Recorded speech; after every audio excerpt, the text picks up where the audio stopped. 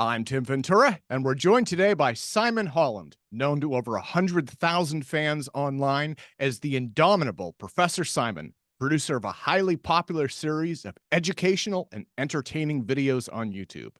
What Professor Simon's fans may be less aware of is his decades-long career in broadcast television production and editing, which includes editing for the BBC, Nat Geo, Discovery, Smithsonian TV, Ch4 and Ch5. Simon has also produced films for the University of Hawaii NASA-funded program Finding Killer Earth Asteroids, as well as a French recorded history project. He joins us today to do some testing of various podcast platforms. Simon, thank you, sir. Okay, that was our intro. That's fantastic. Oh, yeah, testing podcast platforms. I mean, that's just part of it. This is modern television. Yeah, well, you were talking about Zoom a minute ago, and I thought, you know what? Those are gold nuggets. I should record those. So, oh yeah, all right. So I am such a dedicated Mac person, and one of the things I, of course, love about Macs is the kind of my Simon's broadcast big knob theory. The big knob theory goes like this: that if you're in a tank and you swivel the turret to face the target, there's a big red knob that says fire. And when you press it, whatever the tank is doing, it fires the turret. That's what you want. But so many prosumer amateur bits of kit have this fire knob selection. When you press fire, it asks you a supplemental question. Do you want me to really fire now? Yeah.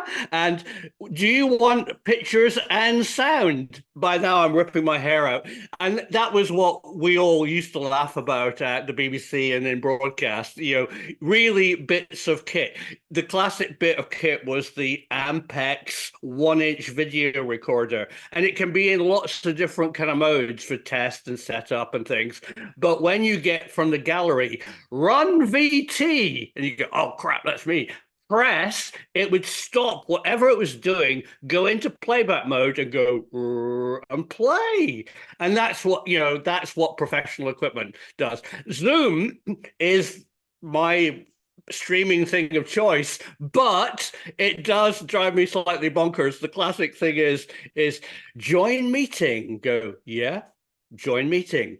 Then a supplementary question. Do you want to join the meeting now? I've already said yes.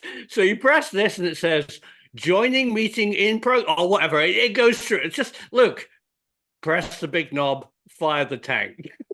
Okay. Well, you know what? And I can share, and again, we're super casual today, but I can share kind of my experiences. So yeah. I started doing, I was working with scientists, right? Way back when, 2000, 2002. And this started a little bit before I really started doing media stuff. But when I got into media stuff, I was doing a lot of writing and things like that. And I would call up, like, one of the first was James P. Hogan, right? The author of Inherit the Stars. And so I got James on the phone. He was such a wonderful man. He talked to me for 2 hours straight about his books and science and theories. And so I was there with like a pencil and paper trying to write it down. And I was like, there's got to be a better way than this. Maybe. And the part that is painful is, and again, I mean, for me, this was tremendous, right? Inherit the Stars was pivotal when I was a child. And so he gave me amazing information. And I talked to him many times, and I only wrote down a tiny fraction of that. And the rest is just lost, right? And so not too long after I started doing these, I said to myself, you know what? I got to record this for posterity. Because not every scientist, some of them are close-lipped, but a lot of them, folks just aren't that interested. And so when someone walks in the door and says, hey, tell me about this, there you go, So I started doing, in the early days, I had a phone with the very early days, I had a phone with a jack, and then I had a phone with a suction cup mic, and it was like you plug it in, you turn it on, and like the phone gets bumped or there's background noise, the dog barks or anything, you know? Sure. And then the quality was so bad. But it was like, you know what? Hey, at least I'm getting their content. Yeah. So I went from there to I got into doing video, and that was, you probably remember this. It was like 320 pixel video, and that was big, right? It was like, whoa, you know. And then they got up to 640, you know, and it was like, what you don't even need anything after 640. Wow, God, that's so giant, you know. That's almost my entire monitor right there. And so we got up to 1020, but platforms like Zoom aren't there. They're still stuck at 720p, right? So that means for you, for folks like you and myself, if we talk to somebody, you know, we have this, like right now, the way that you look is better than it's going to record because it's compressing, and it's better than your computer and your bandwidth is able to transmit. So you look, Simon, you look gorgeous. You look absolutely gorgeous. That was why I wanted to have you on, because people see me and they run. So I was like, okay, who can I talk with? Photogenic. So okay. So all right. It's really early here in France, but that's fine. Yeah, it's so funny. I actually trimmed my beard. I was invited onto a major British video podcast to talk about Foo Fighters, and I went, oh, I looked so disheveled in December, and so I got it all ready, and my classic Norwegian sweater that people seem to like. It I was like my your sweater. That's houndstooth, right? Yeah. Yeah, it has a kind of really interesting family history. It was, you know, my dad's ex-World War II tank commander, and at the end of World War II, he just loved Scandinavia for some reason. I don't think he was in Scandinavia; he was in the Western Desert. But we had holidays in Norway, and he brought back this sweater, and it's ragtag and terrible. But Dorothy, my wonderful wife, just fixed it for this podcast. I go online with this deep voice AM radio UFO host. I won't say his name. He's a wonderful guy, and goes, "Welcome to Phenomenon Radio," or whatever it was. It wasn't Phenomenon Radio. And I go, "Pictures?" He goes, "No, this is an audio broadcast only." I went, "Oh, okay." Okay, so that's fine. So yeah, you get to roll out the fixed sweater and the weird beard, but that's Tim. Yeah, no, this is great. I think what you've done by having genuine scientists, who we as the public mostly don't meet or see. You know, we see TV science hosts who see what their work is, but to actually hear, you know, from the, you know, Julia Mossbergers or the or all your wonderful guests that I just love. My email in the morning goes ping, and I go, "Oh, I've always wanted to see what he looked like, or she's talking about Western democracy, or whatever your incredible subjects, wide variety of subjects." I find them incredibly inspiring, and seeing visually the people getting their body language and your erudite questions. Yeah, great. It's social media science at its best, and you know, well, thank you. I really like it. Well done. But you know, it can't hold a candle to the body of work that you've done. You've done a massive amount of work, and you also edit, right? I don't. Right. Yeah, I mean, editing for me is like kind of close your eyes and, you know, do something else. I'm able to edit, but I just the time commitment is insane. So, but you are a professional editor in your history, and you have a massive audience, right? And you have captivating material.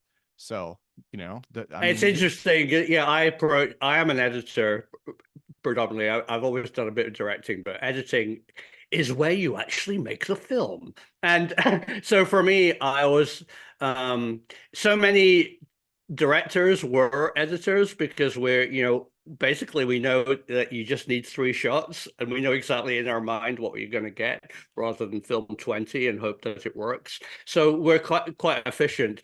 But editing these days is really interesting, because some of the issues I have, you'll be intrigued by what I'm about to say, Tim, is I need to illustrate the unillustratable.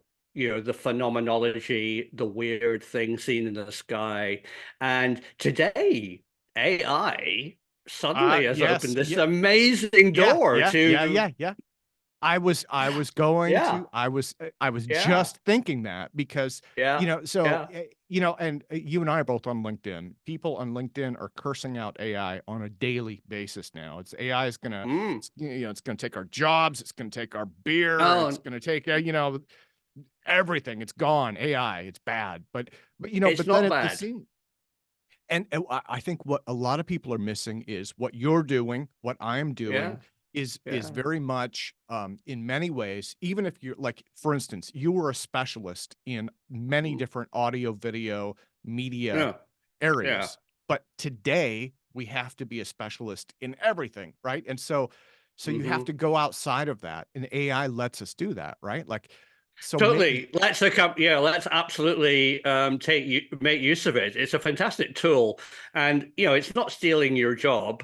Um, a lot of it is actually based on the knowledge that you know. You should be proud that it's actually built on a platform of previous knowledge, probably your knowledge.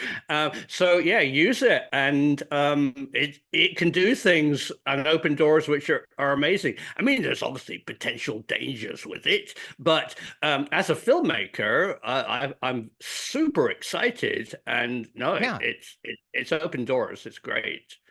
Yeah, Mm. absolutely wonderful. Well, before we get into the podcast stuff, I should ask, Right. what have you been doing in terms of media lately? Because I know that you're editing, you're Uh, producing. Are you using Adobe products, or I mean, if it's okay to ask? oh yeah, no, no. Oh, don't get me started. No, um, I grew up in broadcast industry, obviously with film and video, and then non-linear editing invented the whole film editing, where you could unpick a joint, put a new shot in the middle, and then it was non-linear. And so the product which I've always used and is still to this day the broadcast industry standard is Avid Media Composer. Ah, Um, okay. but unfortunately, Avid Media Composer costs an arm and a leg Yeah. for a one-man band to buy.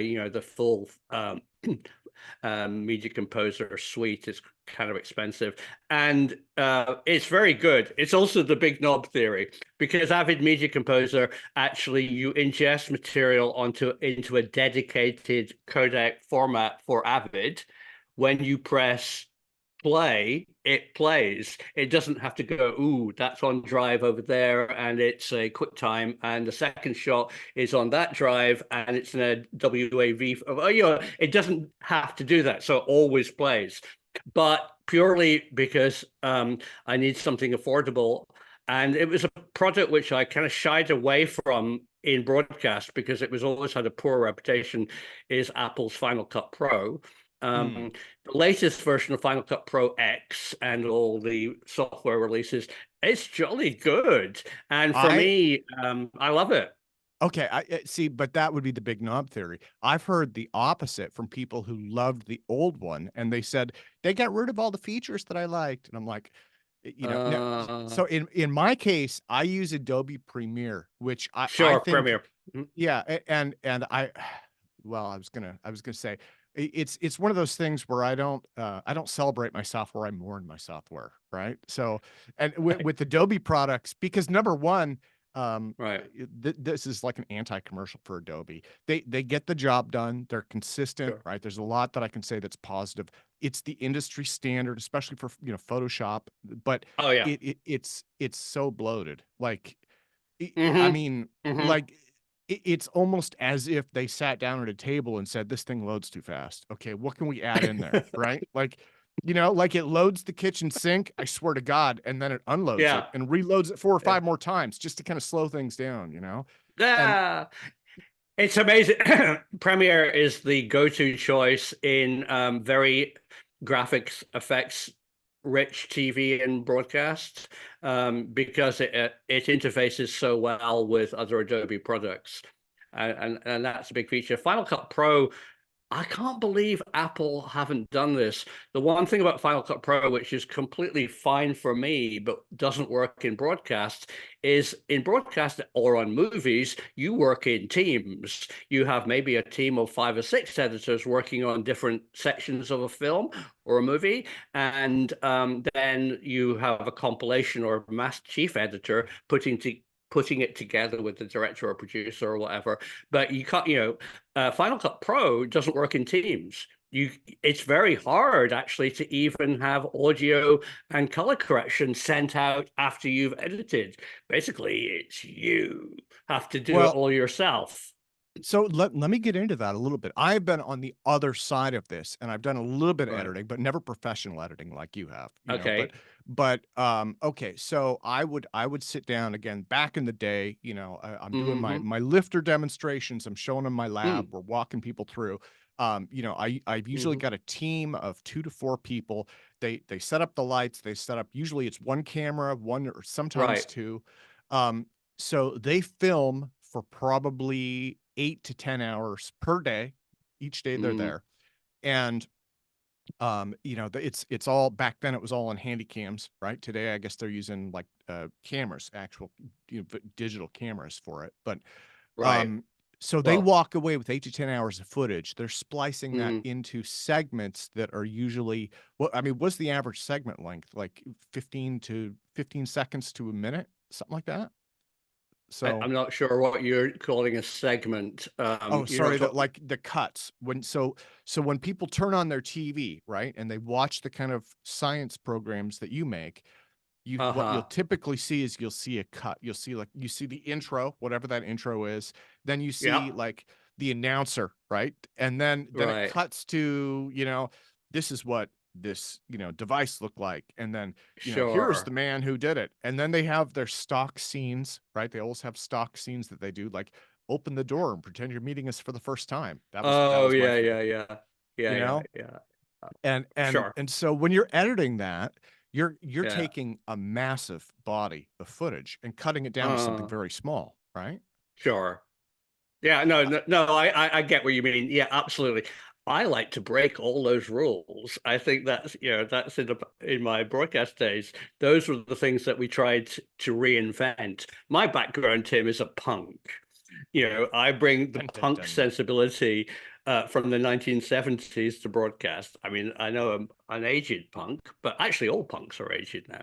And so the kind of broadcast norms of walk-in shots, cutaways, 2 shots, noddies. I tried my best to introduce things like jump cuts. And I think jump cuts are incredible because they show an honesty to broadcast.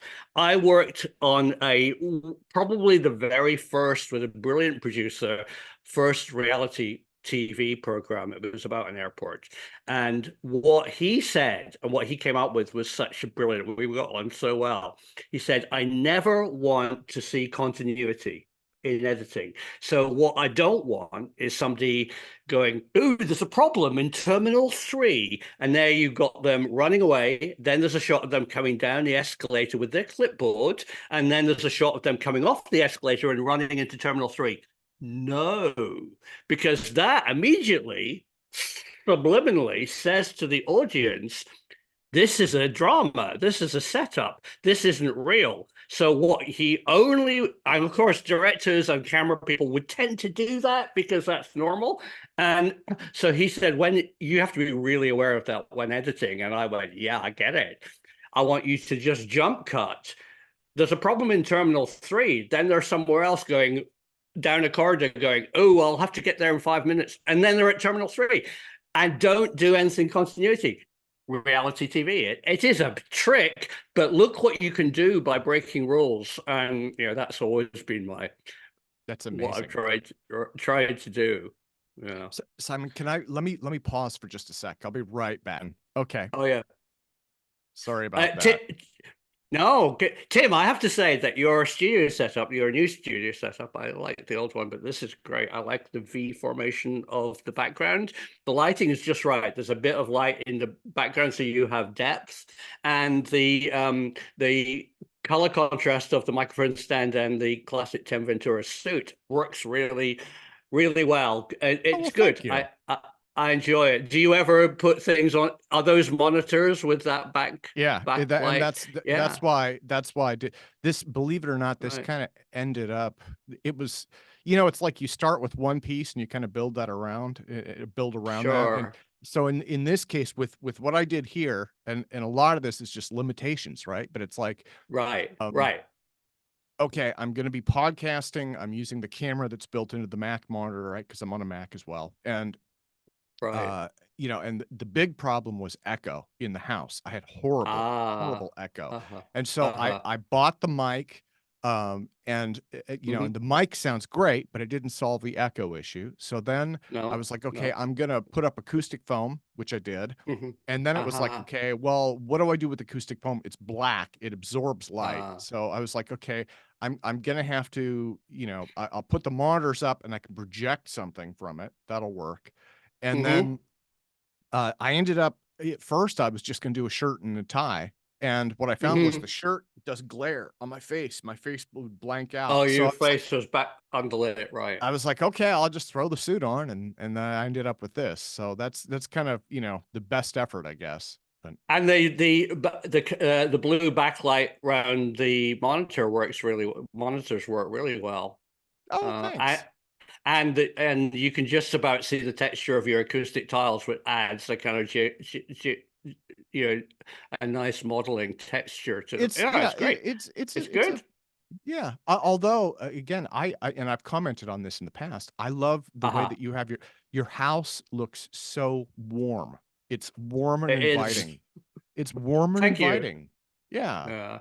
So I I've think always that's liked tungsten daylight bulbs, not daylight bulbs, tungsten warm bulbs. I think they're really good as practical lights. Most of the lighting on my face just comes from the monitor, which is a bit uncontrollable, but well, no, that's good. And uh, then you have a good camera too. Don't you have a professional actual camera?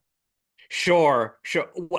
It's pretty old now. It's a Canon, but if I had to give people one tip, and I think it's probably the best thing that I've ever bought, was Sigma. Make fantastic lenses, and they do a series called Sigma Art, ART, and this is like an f1 lens which stays at f1 through a very small, wide to medium zoom Oh, okay. range, and you get that incredibly shallow depth of focus or depth of field.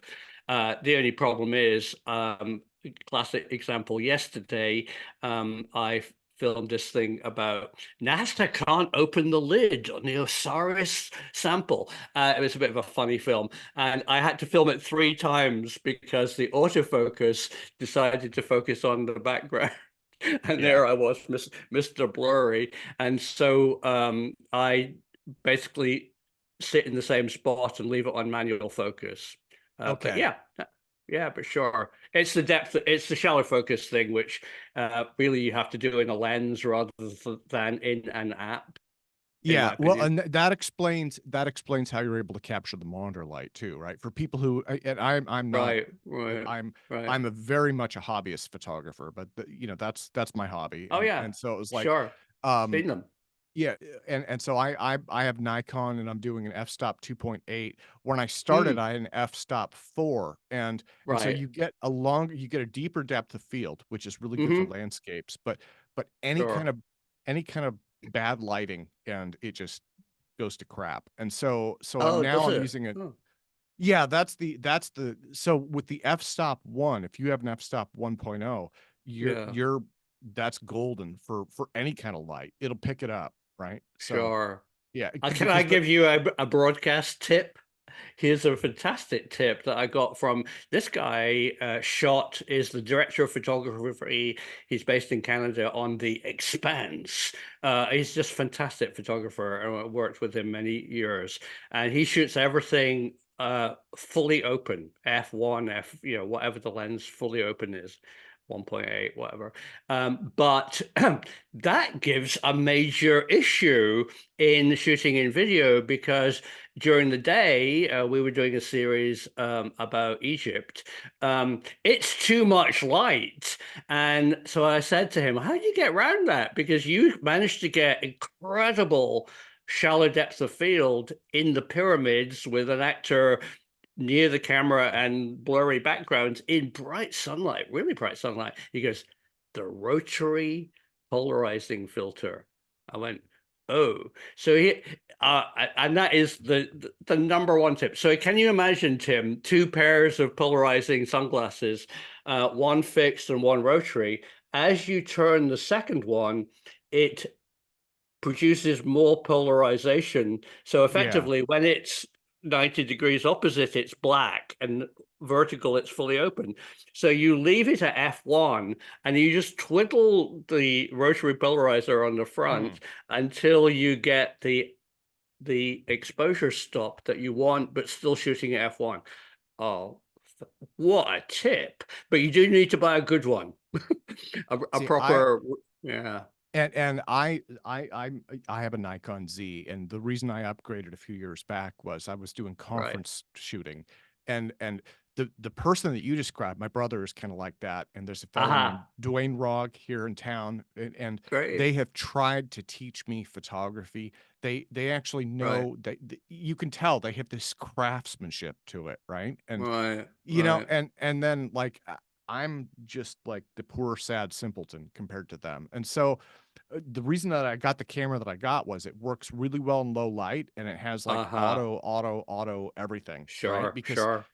if I have to adjust the rotary filter, it won't come out. But what I can do is just pick it up Sure. and go, okay, take the photo, So it's Sure. yeah, Well, that's photography is much more about gizmos and gadgets. It's about capturing the moment, as the classic French photographers have always said. It's much more about that moment in time than the perfect f-stop. But yeah. and Well, composition, of course, and meaning. although I will give tremendous credit to even with auto, people who know what Mhm. they're doing with cameras, Yeah. and like yourself with film and editing, people who know what they're doing can produce something that you will never get on auto. So the rest of us just kind of limp by. But Well, that brings me back to AI, because in movies you have directors, you have chiefs of departments. So you would have, a head of imaging photography, and all their minions, head of light, head of sound, head of casting and directing. And that's where we don't really, and it's unbelievable working with these skilled professionals who are predominantly only camera people, and the things that they can offer you as the producer and say, whoa, we could actually do this. I can't believe the skill level and craftsmanship. And sadly to say, also in, I mean, very proud to say, also in editing. Editing is such a craft skill, and it's not something that everybody can do. You just have experience. And then I go and I'm amazed, and I have my favorite sound mixers who can put together, sound design and music and mix it all together. That's a real weakness of mine. My audio levels are all over the place. Thank God that Final Cut Pro has compressor and limited tools, but the skill level of all the individual craft skills in TV and broadcast is amazing, and I yeah, hope I hope that continues. and that's one of the things that I struggle with as well, is that again, you're good in one area, but you're required to do so many different areas, I know. and that brings us back to podcasting. If it's Right. okay, let me do a screen share, because I don't want to Sure. dominate your entire day without showing you the goods. But so this is what we have. I'm going to start with this. I think you should be able to see my screen okay. I'll shorten this up a bit. So I have two podcast platforms that Right. may or may not be better than Zoom, and I can kind of run you through those. Oh, One of dude. them, one of them is Riverside.fm. Let me see if I can get to the main page because I am logged in. There we go. Okay. Yeah. So Riverside.fm is our Uh, first platform. And right. yeah. And so the claim to fame, I Yeah. mean, What's their claim? basically, okay. One of the big challenges that Zoom has, this is what I struggle with, is a Uh-huh. lot of people don't have good bandwidth. And that's why Zoom is limited. They limit it to the was it the 720p instead of 1080. Yeah. So in terms of actual resolutions, uh, 1080 is 1920 by 1080, right? Yeah. So it's Right. Right. 1920 pixels Sure. by 1080, Mm-hmm. right? Your Mm-hmm. 4K is like 3840, as I Yeah. remember. Yeah. Um, and then 4 times. Right. 720 is Yeah. only 1200 wide. So it's considerably lower resolution. And a lot of people, and I'm not sure if you track this, but you've got different resolution on different devices. So uh, LinkedIn, I believe, is 720 by default. Twitter Right. is 720 by default, but it allows you to upload 1080. But I think it shows you a warning, if I remember right, and says most people Right. will never view this. Facebook, as I recall, Facebook is 720. So Mm-hmm. most of your web video, even if you max out that web video, it's still 720. Right. But YouTube, on the other hand, and that's Mm-hmm. ultimately where these people, like with your channel, they come back to Mm-hmm. YouTube.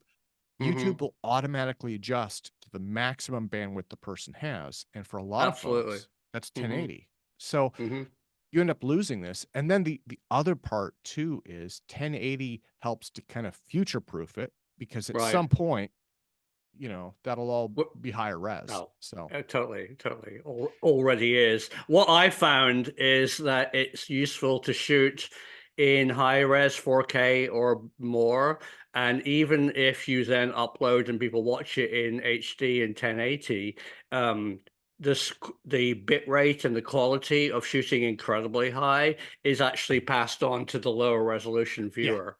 Yes, Yeah. yes, it is. And the same thing with photography, actually. I Mm-hmm. shoot a lot of photographers shoot raw, right? I shoot Right. raw photos. And Yep. and then they also shoot, like I'm shooting 45 megapixel photos. What ends Mm, up on the web is tiny compared to that, but it does, the quality passes down. And it so, does. yeah. Yeah. Um Yeah. so the anyhow, the reason I mentioned Riverside is, Riverside, yeah. since most folks don't have the bandwidth to support the upload for 1080, right? Right. What these guys do is they use built-in tools in Google Chrome to Uh-huh. save the 1080 to your hard drive, and then they Ah. broadcast a 720. And then Ah. what you Right. do is you Yeah. log in later and Right. and download the 1080. At And your own download speed, so it's transparent to your personal bandwidth. yeah, Right. and I believe Zencastr, and let me put them up. I believe Okay. Zencastr does the same thing. I haven't used Zencastr in about 6 or 7 years. They didn't even do video last time I looked. So it looks Oh like no. they've completely, Right. oops. Yeah. It's Yeah. it's not going to let me do the homepage, but No, no, no. yeah. What So what's really important is also that if you could maybe just solve this for me using Zoom or Zencastr or Riverside. What would be great as an editor is to have the two shot, the Tim Ventura classic side by side Zoom two shot, but also to have offline available both the individual recordings yes, saved. it- Um, this can you do that? Ah, Riverside, supposedly they do. I used it once, and they do that. They save both, and I believe you can have them automatically combined. Zencaster, I'm not sure about. I'm assuming they probably do the same thing. I would swap out. Maybe Zoom does it, but I've never actually been able to use that feature. But if Riverside does that, I would switch. I regularly do this 3 or 4 way group discussion about ufology with John Burroughs and people. And one of the issues I have with them, I try and direct them, is that they're not really realizing that I normally just use the 4 way split, and when they're not talking, they tend to lose concentration. And if somebody's like having a beer or doing something and not really listening to the person who's speaking in this lower right-hand box. I find that really distracting. And of course, in broadcast television, you would just cut full frame, but I don't have that option. I really want that option. I Well, can't zoom it in. let's give this one a try. And actually, the Right, reason I wanted right. my secret motivation behind this whole thing tonight was Yeah. I wanted to show you how to set this up. So in my case, you have to Okay. create a studio. Again, I've only done this once before, and it's about 3 years ago. Okay. You Riverside, create right. a studio. I'm going to call Hmm. it Tim Ventura Interviews. Right. And once you do that, you can log into the studio. And I think that the reason you do that, and so Yeah. it's going to check, let me see, enter your name, Tim Ventura. I'm using headphones. Now, since we're on Zoom, Ah, this may cause some issues. Again, this leverages Google Chrome. You can see drop downs here. You sure. you Oh, wouldn't have from been able different to, cam. No. yeah, a few Oh, years that's ago. good. Right. Yeah, so it's showing me I mean, that's the Sure. studio display camera. That's my main cam. And it's saying use the AirPods Yeah. Which you are. and or oops, you know what? Sorry. Hold on. I want to set it to the Shure MV7. That's Okay. my Hear mic. what that sounds like. Right. Okay, there we go. Well, you won't hear it because we're still using Zoom. So but Yeah, of course. But you've set and that then up for Riverside, right? yeah. So then join studio. Okay. Okay. Looks good. It looks Yeah. good. So why don't we do this? I'm going to copy this link for you. Yeah. I'm gonna and I will send this to you offline. Why don't we stop Zoom for now? Sure. I'll try And I'll Riverside. send you this link. We'll see what we can do with it, and we'll have to kind of play with it as we go. And you can What would see be the fun is to answer the question, what is the post recording editing? How do they manage multiple split screens or individual recordings offline? Okay, let's give and it a try. Yeah. yeah, okay. All right. Send me the link. Okay, I'm gonna shut down Zoom now. That way we don't cause trouble. Okay. Hey. Click. Oh, there we go.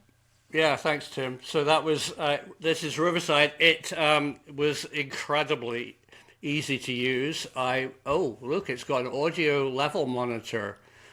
Oh, great. Yeah, it does. Now it looks like and let me Yeah, see. yeah. Hang on. Expand frame. Hmm. This is the part where you and I lose our professionalism because we don't know how any of this stuff works. Right. And I Okay. can tell you some of the stuff that it's allowing me. It has removed background noise. I have that turned off, so the audio rate is higher. That's worth noting. Okay. Yeah. It Like is. so far, the audio level meter is really reassuring and good. And maybe I'm a bit loud, so something like that. Yeah, that's better. Yeah. Good. Yeah. It also allows low data mode. Again, I have that turned off. So the audience probably won't see this, but you and I right now can see each other in 720, which is kind of that grainy zoom that we're all used to, right? Yeah, my picture on my camera is better quality than your picture, but you've probably got a better camera than I have. I don't Yes. understand it.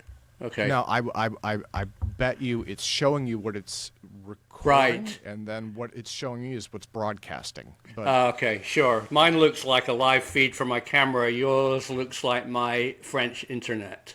Right. yeah, Okay. yeah, Fair enough. But so we'd I want, think hopefully it records offline the best top quality, and we can download it you think we can download it at our leisure after the recording? yeah, and actually, I will get you a copy of the raw files so that you can take a look. And Okay, so sure. this Where's is the interesting. recording? Record the conversation setup. What does it? Do you want to dig into that offline and let me know what it So does? I might have to. It has. Let me see. Right. It has an audio only mode that I see didn't that. enable. Yeah. Right. And then again, it's saying studio quality. Yeah. Web platform studio quality 720p. and I believe we are doing That's better. HD in the background. Oh, so HD in the background is better. Sorry, I realized I was mirrored. That was the default. Okay. Yeah. So let me see. So if you use this with people who in your interviews if the default is mirrored, make sure that they turn that off, or else they'll be. You know what? So this is we're on the free plan, so it's not going to hit 1080. Oh, okay. So they have a there's a gotcha. So in order to even use 1080, you've got to pay money, which is fine, but I want to see if it works first. Yeah, sure. No, I like the boxes. I like the round corners. I like, it's looking good. But if there's hidden, behind the scenes things that make it better, we could use that. I guess, like me, you sign up for a professional plan, and then when you invite a guest, they don't have, the cost comes to us. So that's fine. Yeah. And I think all of those are like that. Zoom is definitely like that. StreamYard, we use StreamYard for the APEC conference. Okay. StreamYard basically defaults to whatever. Now StreamYard, and at some point I should walk you through that. That is wonderful for webinars, but it has its own series of gotchas to it. For instance, it forces you to upload PowerPoints. You can't just share them like you would in Zoom. You have to upload them. But then the downside is it won't play videos that are embedded. So that's one gotcha. And then it won't do the full screen. Like right now, you can see, I believe, when this is done, we will be top to bottom in this screen. Right. StreamYard is always going to put a buffer on the top and bottom. So I guess the other thing, a big point, is that Riverside, our boxes are boxes rather than widescreen. I kind of prefer Zoom's wide aspect ratio. But if I remember this is good. correctly, it's doing boxes right now. It's going to give me the option to download the full screen. Oh, great! As an editor, that may be exactly what you want. It is, because you can cut. You can go, okay, I've got people now. I'm cutting full. So. To be able to cut from this size to the wide is the ultimate option, and then individual people as well. So you record when you get your full version of this, then you can demonstrate to me, or you can do a test and see what options post interview you've got to download and edit between that, and then I would be interested to hear what you say. The video layout. Let me see. It has. Oh, okay. Again, you have to upgrade for that. So right now it is in centered mode. I believe that's the split screen, right? You and I are centered. You can do full frame, but I believe it's recording full frame in the background. So we will see how that works. And I don't necessarily like the purple border. I'd want to have the choice of turning that off when obviously the one person's speaking. I think it would be distracting for your. It's like some kind of. It makes sense in a multiple 20 people talking setup, but for a broadcast or podcast YouTube video like you do, I think the purple border would be a pain in the arse. I'm not sure if it's recording that or not. It is displaying that. Again, so for the audience, when we pull this thing down, when we talk, kind of like Zoom, right? Zoom will auto-focus to the person who's talking. In this case, it puts a purple border around us. Yeah, it is a little distracting, but for me, that's not too confusing. So, no, but you wouldn't want it on your YouTube films. No. So what I should mention is on mine, up at the top of the studio, it keeps saying, it says continuously uploading your high quality recording to Riverside. Again, in this case, because we're using the free demo, it's number one, it will watermark it. I knew that to begin with. That's fine. But number two, it is uploading fast because it's only 720p. So if we were doing 1080, it would take a while. But even the free watermark demo should let you let you check not the quality, but at least check the post production workflow of what when we stop this, you can get back to me and say these are the files, this is the Yeah. shot size, and did it do the combined and did it do individual? If it does high quality individual recordings out and or a combined. I don't care about the combined, to be honest. I can do that. I'd be very, yeah, it looks good. Yeah, good. Okay. Yeah. Well, let's so let me close this one down. If it's okay, let me send you an invite from Zencastr in just a moment. Okay, sure. This Okay. is fun. Okay, good. Bye, Tim. Okay. Okay. Wonderful. It is recorded. So this is Zencastr. I got to play with it a moment ago. Yeah, Hopefully it's recording correctly. right. Uh let me see. And so now that we're in here, it's not going to let me change any of my settings. That might be a little bit of a downside. Uh-huh. But pitch quality and audio and ease of use was top notch. Like it. Yeah, so it was easy to set up and start. This one has they're right above us has intro, outro, dramatic piano, drums, ballpark. So it has basically canned sequences. I'm guessing that you can upload an intro or outro to play. So it's definitely set up for shows. Okay, well, I want to make my own, but okay. Yeah, and it has toggle camera, mute, Okay. unmute. Let me see, connected to Zencastr. So I think, yeah. Now I tell you what, I do miss the in screen settings though. Yes. Right. It allowed Right. me to do those before I started, but now I think that we are stuck. So I'm not sure if I'm recording at 1080 or 720. What it did was it told Right. me I I went in and checked and it said the default was 720. And Uh-huh. so I changed that to 1080 and Uh-huh. it told me to restart my browser Okay. and it didn't look like it gave me the option again. So I guess we'll find out what it recorded in What when it's I'm done. seeing is like a very HD live feed from my camera, and you're looking 720. So, That's what I'm seeing also. Okay. right. Yeah, Okay. so for me, I look very clear. It Right. looks 1080, but it's hard to tell. And for you, it is Yeah. definitely pixelated, and that's Yeah. Yeah. so presumably it's just storing this in, Right. uh, I'm hoping storing this in our browser. So, Okay. That would be good. All right. yeah. Well, so Tim, who have you got come up and coming as guests? In, are you moving themes, or are you keeping your wide brief that you currently have? Oh, for the show, I've Yeah, kind of fallen into, I would say, 7 or 8 kind of themes, right? yeah, 7 or yeah, 8 different topics, and yeah. that's not necessarily by choice. I'll tell you, again, I don't talk about this much in public, but I went through a pretty big divorce a couple of years ago, Oh, and right. and I was working, I was doing marketing work and tech work and real estate executive management work, That's right. and I was just lonely, and I thought to myself, what is it that I Mm-hmm. really enjoyed doing? And, Mm, and one of those things was photography, and so I got back into that.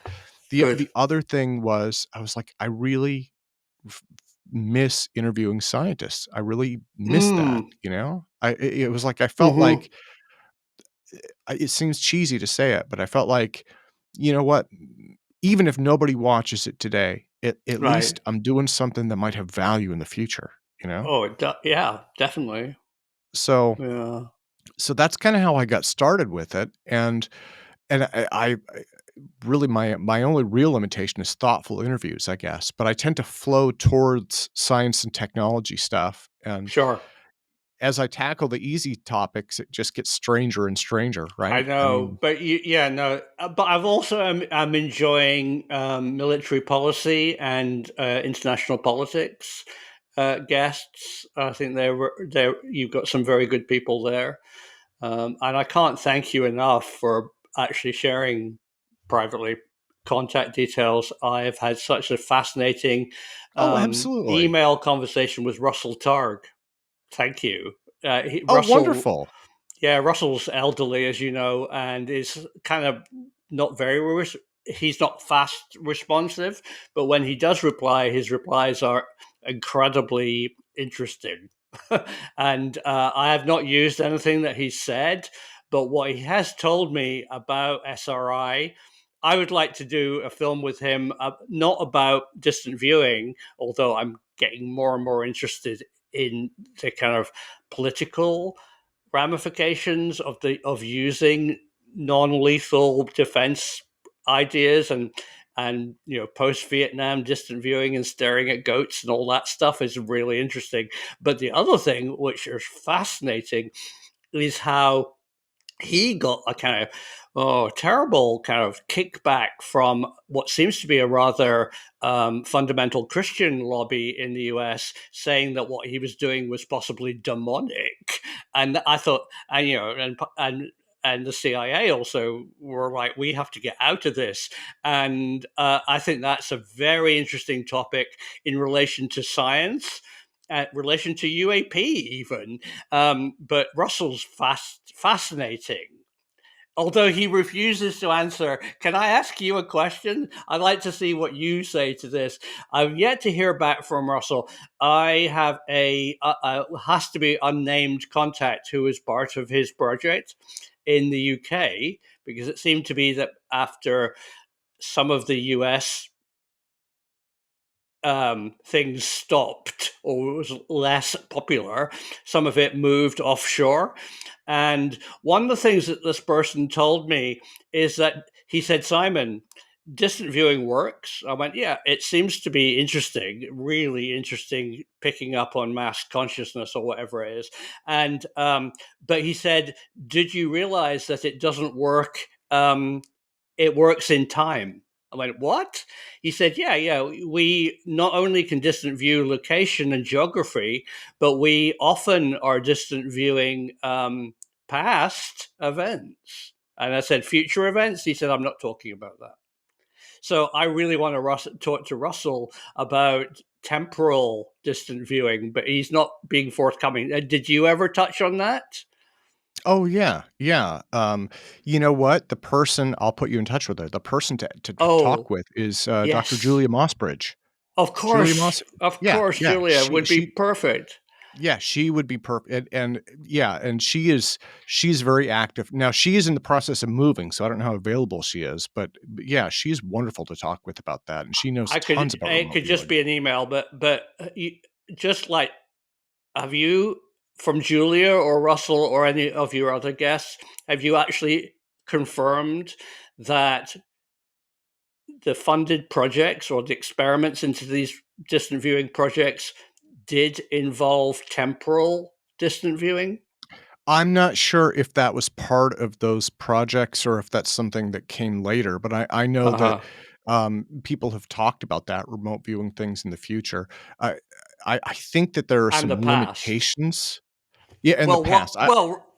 it opens a can of worms, doesn't it? I mean, it defines time.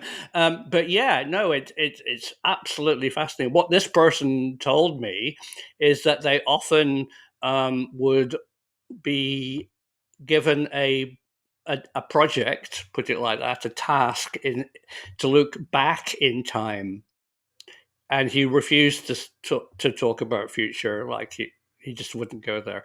But he said it was common to check past events in a different way for intelligence. Really? Okay, so I'm just really intrigued by that, of course.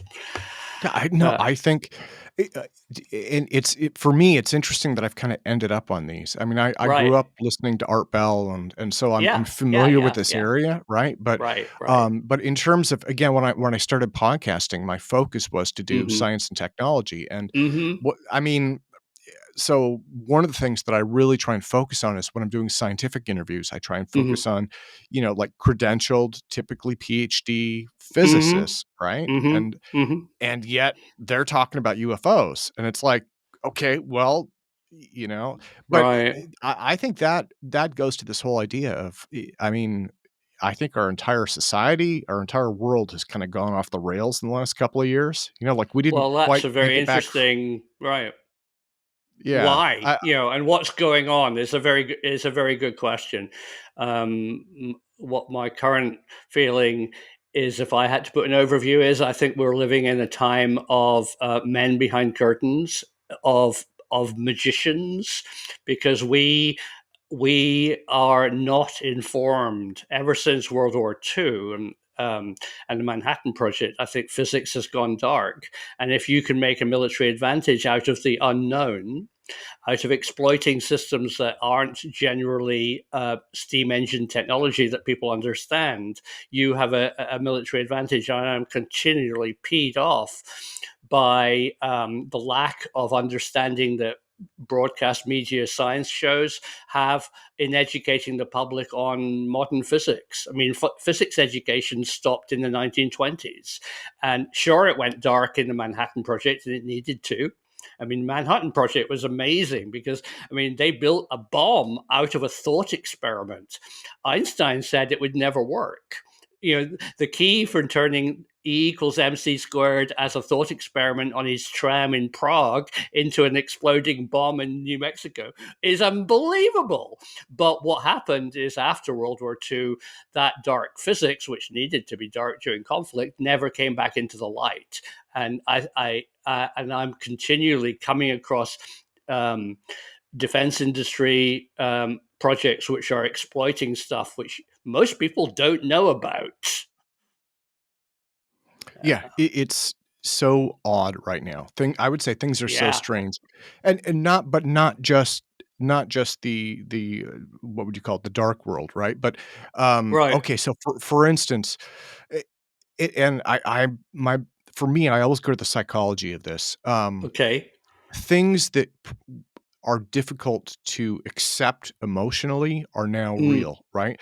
Like artificial Right. intelligence. Now Right. now on LinkedIn, Martin Schiappa and, Dr. David Brin and several others have made a very effective case that ChatGPT is not true AI, right? And I agree with that. But Uh, for the average right. person, I don't know Mhm. if it matters. For the average person, it seems like you're talking to another person and it's a robot. And when you see Right. AI all over TV, radio, and the internet, and then you Mhm. go and use ChatGPT and it talks to you like a person, that's Mhm. something that's like mind breaking, right? For a lot of people, it's like the future is here, you know? So, Well, but I go a step further and think that they don't know what's going on. That they are still we're still living in the medieval ages, as you say. Our psychology and our approach to life, it works, in our normal everyday interaction. So the difference between talking to a real person and talking to AI, our brains don't really need to know that. But because it is AI and it can be manipulative, I mean, it's a dark technology in a way. I don't think people really care or understand, and they certainly don't understand how it oh works. yeah, what do they call that? A black box. Yeah, they don't Yeah, care how it works. They right. just care that it works. Yeah. Like their And phones. I mean, the technology in most consumer electronics are totally beyond a person's understanding, even if you took the lid off. Not that you can take the lid off, thank you, Apple. But um, what's inside? What do those components do? How does it work? How is it? Those questions. We are living in a time of magicians, and that has to yeah. change if we as a society are going to move forward, or else we are open now to being completely having the wool pulled over our eyes continually. That's Well, yeah, you're making a good point, and I've heard it described as, what would the word be? I did an interview quite a while ago, and the uh-huh. person I talked to had said, in terms of technology, he'd said that it's easy for people to very quietly put their finger on the scale, depending on how that, Right, right? And you can't right, tell because it's a black box. You have no idea. It right, just works, but behind the right. scenes, and there are lots of little things, like back in the 1970s, I Yeah, believe this guy went to prison, but he came up with a scam that rounded off cents. In fact, I think this ended up in the plot of a movie like Superman or something, but it was fantastic. based on a real Yeah, story. He Right. rounded off cents in transactions that got discarded Right. and put those in a separate bank account. And he ended up Both. with Yeah. millions of dollars, right? Just very I kind of quietly put like your things finger on like, this. but yeah, clever stuff. Or, I mean, you and I have grown up, and everybody's grown up with the apparently free features of Google. I mean, Google Street View is a classic thing, where in fact there's a back end income generated by you using what apparently seems to be a free app that you are not aware of Yeah. as a Yeah. user. You know, The freemium suddenly, products. right. Yeah, no, I'm right there I mean, with you I on think it. that's just fascinating. I mean, I think I'm of course also intrigued to coming up with ideas like that. By that, but I also see them as a good um, um, uh, socialist, European socialist, as not being very transparent, and I much prefer a transparent system where you actually know where you stand. But so many income generating things out there are apparently on one hand free, but they're taking something that you are not actually aware of. And I think that certainly needs exposing. Well, I so don't know. Simon, Yeah. this is Zencastr. This is. Do you want Right. to try StreamYard? Do you want me to show you StreamYard? Oh, I know. No, I know StreamYard. Okay. Yeah, Okay. I I use wasn't sure. StreamYard all the time. I don't use it myself, but I join people who invite me onto StreamYard, So and that seems. should we reconvene on Zoom then and wrap things up, or? Yeah, let's go back to Zoom. Whew. Okay. Right. Perfect. Perfect. Thank you, sir. Okay. And my Um, apologies. Zoom, just immediately now we've gone back to Zoom. My immediate first impression, the audio levels are better in my ear. You and I both look better. Okay, maybe the other streaming services did better back end offline recording, and that could be fantastic for us. But for ease of use, Zoom seems better. Okay. Okay. Well, I thank you for pointing that out. Yeah, I would say Mhm. I tend to agree with that. The audio seems more normal. Yeah, it's an app, so it stored all my settings. It's using the Shure MV7. It's using the AirPods for the audio. yeah, So, sure. Hmm. some of this takes getting used to. I think StreamYard reminded me of that. It took a while to kind of get used to the quirks, but so Yeah, yeah, yeah, yeah. Well, definitely. So, yeah. The big question will be once I pull those files down, and again, I'll send you links to right. those. What Sure. ca- Tell me how easy they are to manage, and what is available on both Riverside and the other system. Yeah, that would be great. Okay, good. Yeah, All yeah, right. that's interesting. That's interesting. Well, and if you want, I can here, let me close down Gmail. Let me share, I'll just share really quick what I've got in terms of, and again, to just take you in. So if I log in here, Yes. okay, so again, it's just logging me in with my Google account. Yeah. Okay, so Aha. this is I look kind of Uh, scary in that. Okay. But about yeah. 8 minutes of recordings, and then Right. it's Oh, listing the look. tracks. All Ah, participants, just me, just you, and the transcript. oh, well, it suddenly won. That would be Yeah, fantastic. yeah. So it does. All participants would be the split, and then it has just me and just you, and I will pull And look, those. and it has high quality as well as cloud recording. And Oh, right. oh. So Yeah. even though my screen is 1280 and yours was also, oh, that's a bonus. Right. When it did, Yeah. it did Yeah. max 1080. Okay. Okay. So And that's right. Riverside. And the river, was that a trial? Was that their basic trial software? Maybe it gets better if you pay, or it's for Yes. like, okay. Yeah, yes, Riverside does get better if you pay. Um Oh, Again, it limited us to 720 for the individual, and if I upgrade, it won't limit us. So okay. this is Right. Zencastr, and Uh-huh. going in here, it's the same thing. Now, it's not giving me details about these. No.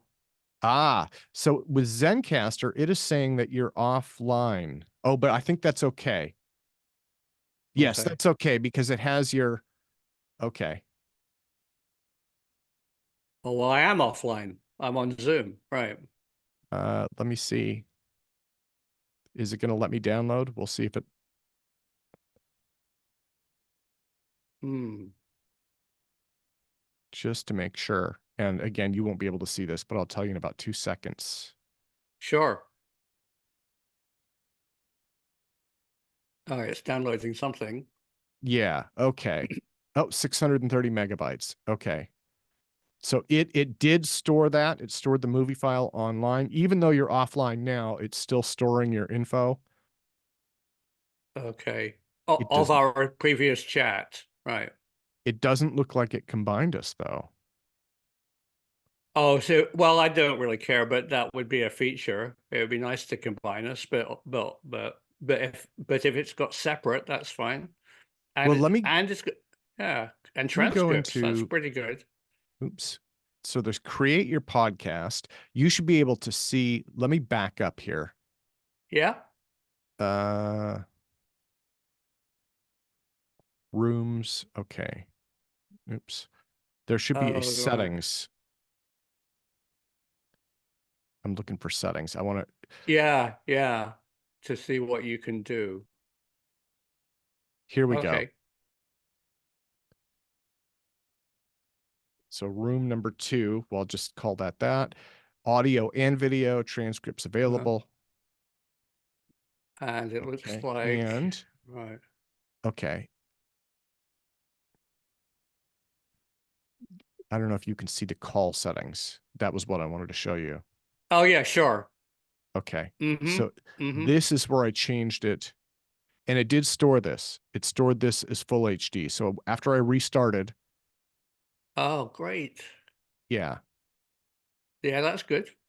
So Yeah. Zencastr, I think Mm-hmm. that they both tend to live up to the hype. The question is whether or Mm-hmm. not Zencastr will do the combined, and it may if you pay more. Again, this is just the demo, and I'm expecting both of these to have watermarks. Oh, yeah, of course. But that's So, fine. If it offers us a new feature, sir, as I said, for me, HD individual clean feeds um, definitely wins their prize, gets my custom. Don't care about combining, and I think transcripts are good too. Good. yeah, it's very interesting. I mean, my guess would be in the next couple of years, hopefully, next 4 or 5 years, Mm, Zoom will be at 1080 itself, and maybe right. these others will be irrelevant then because we can just pull it right down from Zoom. But Sure. And you just simple basic, you've not seen a setting on Zoom to record the combined plus record ah, separate feeds. I mean, I have looked. So the way Zoom is set up right now, right. again, it's the 1280 by 720, right? So it's the old school HD. Just Yeah. that's the default. Now, Right. if you upgrade, there are two requirements to do 1080 or to do 1920. Um, Right. One of them is you have to upgrade to a team plan, which requires buying 10 licenses. So it's like 100 something bucks a month. Oh, The yeah. Yeah. the other requirement is you have to actually ask their support team to enable it per webinar, per show, per episode. So you can't Oh, even just go in and say do 10, do high res. oh, it's too complicated. Yeah. Yeah. And I think the reason is because I think there are two reasons. One of them is it obviously puts a burden on their servers. They want to limit that if they Mm-hmm. can. And the other reason is that so many people don't have the bandwidth for it. And I don't Right. think that they don't have that local storage option set up the same way. So Right. it would Right. cause No, and then problems. people would complain that it would fall over and yeah, yeah, yeah. No, I Yeah. can see that. It's only for pro users. All right. Well, all right. Well, this was good. Okay. Wonderful. Well, Simon, I will pull this Yeah. down and I will try and turn this into a podcast episode. Thank you so much. Thank you so Oh, much. it's always fun and a pleasure, Tim. Of Yes, course. and a Yeah. pleasure and certainly an honor as well, sir. It's wonderful to reconnect with you again. And Yeah. Hopefully we will have a final result. This will be like one of the shows that you produce. We will see in final editing how this looks for the world. Good luck. Good luck in the edit, Tim. All right. Yeah, thank you. It's always a pleasure to talk to you, and it's always a pleasure to see your wonderful guests and your smart interviews. So, yeah, thank you for doing and carry on doing what you do, because it's really important. Thank you, sir. Right.